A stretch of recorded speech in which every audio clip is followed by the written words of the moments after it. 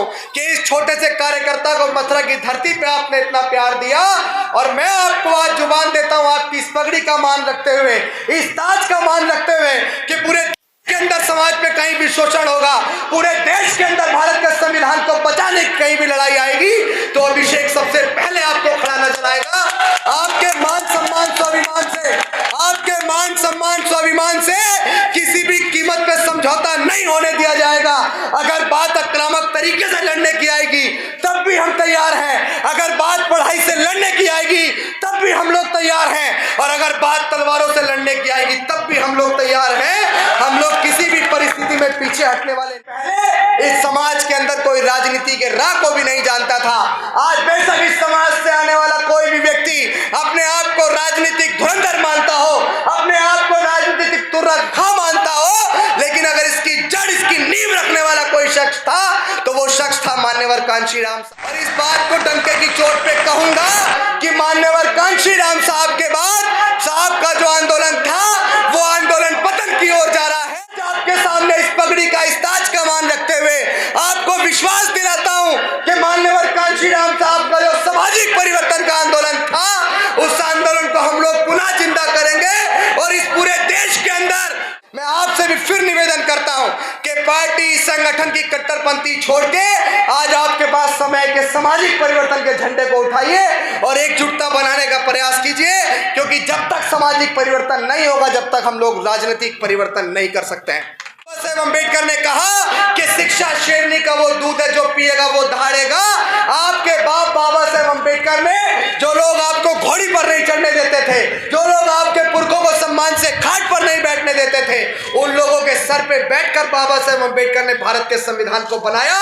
अगर आप लोग भी बाबा साहेब अम्बेडकर की तरह काम करना चाहते हैं तो सबसे पहले आपको शिक्षा के महत्व को समझना पड़ेगा। जय भारत, जय संविधान। साथियों, सबसे पहले आप सभी को आज सामाजिक व राजनीतिक परिवर्तन के सबसे बड़े अगुआ बाबा साहेब अम्बेडकर के दूसरे रूप, कश्मीर से लेकर कन्याकुमारी तक साइकिल यात्रा करने वाले बामसेब, DS4 और बहुजन समाज पार्टी के संस्थापक हमारे रहबर मान्यवर कांशीराम साहब की जन्म जयंती पर आप सभी को बहुत बहुत बधाई और हार्दिक मंगल कामनाएं। सबसे पहले किसी एक साथी का नाम ना लेते हुए यहाँ की पूरी आयोजक कमेटी को हमारी ओर से विशेष रूप से हाथ जोड़कर बहुत बहुत धन्यवाद कि आप लोगों ने बहुत अच्छा कार्यक्रम किया और पूरे मथुरा को ये पता लगा कि ये मथुरा पाखंड की नहीं, बौद्ध की धरती है। क्योंकि आज जितने हर्षोल्लास से और जश्न के साथ हमने मान्यवर कांशीराम साहब की जयंती को मथुरा के अंदर मनाया, ये मैसेज पूरे विश्व के अंदर जाएगा कि मथुरा के अंदर भी नीली क्रांति लाने वाले लोग रहते हैं। हमेशा से इस बात को कहता हूं कि बाबा साहेब अम्बेडकर का नाम लेना तो अति आवश्यक है। वो हमारे रहबर है, हमारे मसीहा हैं, भारत का संविधान इस देश में लिखने वाले हैं, जिन्होंने हमें तमाम अधिकार राइट्स दिए, लेकिन मरणोपरांत भी डॉक्टर अम्बेडकर को जीवित करने वाले शख्स का नाम है मान्यवर कांशीराम साहब। क्योंकि अगर मान्यवर कांशीराम साहब जैसे पुरोधा इस समाज के अंदर नहीं होते तो आज डॉक्टर अम्बेडकर का नाम भी गुमनाम हो गया होता और आज हम लोग जय भीम के उद्घोषण को बड़े जोरों शोरों से नहीं लगा रहे होते। मान्यवर कांशीराम साहब एकमात्र ऐसे शख्स हैं जो फेस टू फेस 10 करोड़ लोगों से मिले। एक ऐसा आंकड़ा पूरे विश्व में किसी व्यक्ति ने नहीं छुपाया। किसके लिए मान्यवर कांशीराम साहब ने कश्मीर से लेकर कन्याकुमारी तक साइकिल यात्रा की? किसके लिए मान्यवर कांशीराम साहब ने कभी शादी नहीं की? किसके लिए मान्यवर कांशीराम साहब कभी अपने घर नहीं गए? किसके लिए मान्यवर कांशीराम साहब ने अपना बैंक खाता नहीं खुलवाया? किसके लिए मान्यवर कांशीराम साहब ने अपने लिए कोई जमीन नहीं खरीदी? और किसके लिए मान्यवर कांशीराम साहब ने अपने माँ बाप, घर, परिवार सब कुछ त्याग दिया इस शोषित वंचित समाज के लिए?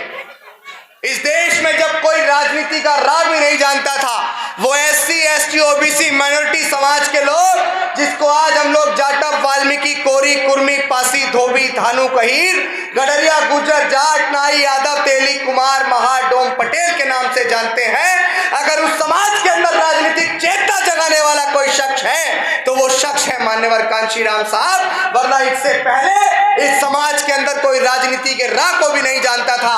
आज बेशक इस समाज से आने वाला कोई भी व्यक्ति अपने आप को राजनीतिक धुरंधर मानता हो, अपने आप को राजनीतिक तुर्रखा मानता हो, लेकिन अगर इसकी जड़ इसकी नींव रखने वाला कोई शख्स था तो वो शख्स था मान्यवर कांशीराम साहब। मथुरा की इस धरती पे जितने भी लोग खड़े हैं, आप सबके सामने अभिषेक इस बात का बखान कर रहा है और बड़े दर्द के साथ इस बखान को कर रहा है, और इस बात को डंके की चोट पे कहूंगा कि मान्यवर कांशीराम साहब के बाद साहब का जो आंदोलन था वो आंदोलन पतन की ओर जा रहा है। और आज आपके सामने इस पगड़ी का इस ताज का मान रखते हुए आपको विश्वास दिलाता हूं कि मान्यवर कांशीराम साहब का जो सामाजिक परिवर्तन का आंदोलन था उस आंदोलन को हम लोग पुनः जिंदा करेंगे और इस पूरे देश के अंदर सामाजिक परिवर्तन के साथ साथ राजनीतिक परिवर्तन की उस लड़ाई को भी हम लोग पूरा करेंगे। ये लड़ाई कब पूरी होगी? आपको इससे पहले जब मैं मथुरा आया था तो मैं एक मांग के साथ मथुरा आया था कि बहुजन नेताओं साथ में आओ। आज बहुजन नेताओं की वजह से मैं यहाँ मथुरा की धरती पर खड़े होकर बोल रहा हूँ कि आज अगर हमारे मिशन का पतन हो रहा है तो बहुजन नेताओं की वजह से हो रहा है, जो अलग अलग पार्टी अलग अलग संगठन बनाकर बिखरे हुए हैं। आज आप रामपुर चले जाइए, आज आप कासगंज चले जाइए, आप हापुड़ चले जाइए, आप सोशल मीडिया से लगातार हमें देखते होंगे। कोई नेता रामपुर की घटना पे सब लोग चुप हैं, कासगंज की घटना पे सब लोग चुप हैं, हापुड़ के अंदर पुलिस ने इतना अत्याचार किया कि घरों में घुस घुस कर महिलाओं को लाठी डंडों से पीटा और हमारे रहबर की प्रतिमा हटा दी। लेकिन हमारे नेता अपने काफिलों में मस्त हैं, हमारे नेता अपनी कोठियों में मस्त हैं। इस समाज को कौन देखेगा? मैं आपसे भी फिर निवेदन करता हूं कि पार्टी संगठन की कट्टरपंथी छोड़ के आज आपके पास समय के सामाजिक परिवर्तन के झंडे को उठाइए और एकजुटता बनाने का प्रयास कीजिए, क्योंकि जब तक सामाजिक परिवर्तन नहीं होगा जब तक हम लोग राजनीतिक परिवर्तन नहीं कर सकते हैं। क्या ये नौजवान अगर अपने घर को छोड़ के अपने परिवार को छोड़ के आपके बीच निकलता तो आपको क्या लगता है कि कोई तकलीफ नहीं होती होगी?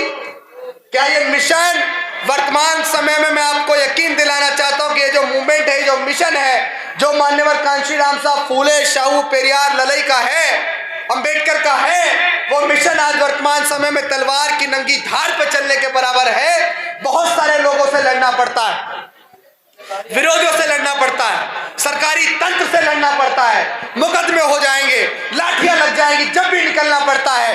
आप सब आज तमाम तरह की लड़ाई लड़ रहे हैं, लेकिन बाबा साहेब अम्बेडकर ने कहा कि शिक्षा शेरनी का वो दूध है जो पिएगा वो दहाड़ेगा। आपके बाप बाबा साहेब अम्बेडकर ने जो लोग आपको घोड़ी पर नहीं चढ़ने देते थे, जो लोग आपके पुरखों को सम्मान से खाट पर नहीं बैठने देते थे, उन लोगों के सर पे बैठकर बाबा साहेब अम्बेडकर ने भारत के संविधान को बनाया। अगर आप लोग भी बाबा साहेब अम्बेडकर की तरह काम करना चाहते हैं तो सबसे पहले आपको शिक्षा के महत्व को समझना पड़ेगा, और शिक्षा जिसको बाबा साहेब अम्बेडकर ने भी वो शेरनी का दूध बताया जो पिएगा वो दहाड़ेगा, तो आपको भी वो शेरनी का दूध पीना पड़ेगा। अगर कोई ये समझता हो कि हमारे समाज के लोग कमजोर हैं, अगर कोई ये समझता हो कि हमारे समाज के लोग मुंहतोड़ जवाब नहीं देना जानते हैं, तो मैं उनको बता देना चाहता हूं कि हमारा इतिहास भीमा कोरेगांव को याद कर लेना। जब हमारे गले में हांडी थी, हमारे पीछे झाड़ू थी, हमारे पुरखों को जातिगत व्यवस्था से सताया गया था, किसी ने मुझसे बोला कि तुम्हारे लोग कब के बहादुर हुए थे, किसी ने मुझसे बोला तुम्हारे लोग कब के बहादुर हुए थे। मैंने कहा भीमा कोरेगांव में हमने भगा भगा के मारे थे, हम तब भी बहादुर थे, हम आज भी बहादुर हैं और हम कल भी बहादुर रहेंगे। जिन लोगों को यह मुगालता हो गया है कि वो आज सरकारों में रहकर या सरकारों से बाहर रहकर भारत के संविधान को खत्म कर देंगे या भारत के संविधान को बदल देंगे, तो अपना मुगालता दिमाग से निकाल देना। ये बाबा साहेब अम्बेडकर को मानने वाले लोग अगर भारत के संविधान पे आंच आई तो तुम्हारी खाल उधेड़ देंगे, लेकिन भारत के संविधान को आंच नहीं आने देंगे। आज इस देश में हम लोग सामाजिक परिवर्तन की इस मुहिम को तैयार कर रहे हैं। आज हम लोग इस देश में जातिहीन समाज के निर्माण करने का प्रयास कर रहे हैं, और जिस दिन यकीन मानिए ये जितने यहाँ पे महापुरुष लगे हैं, इन महापुरुषों के मार्ग पे चल के हमें अपने इस आंदोलन को आगे बढ़ाना है। और मैं फिर से आपको कहूंगा कि जितने लोगों ने मुझे इस सम्मान देने के योग्य समझा, हमारे बड़ों ने, मेरे बुजुर्गों ने, मेरी माताओं बहनों ने, हाथ जोड़ के बार बार आपको नमन करता हूं कि इस छोटे से कार्यकर्ता को मथुरा की धरती पे आपने इतना प्यार दिया।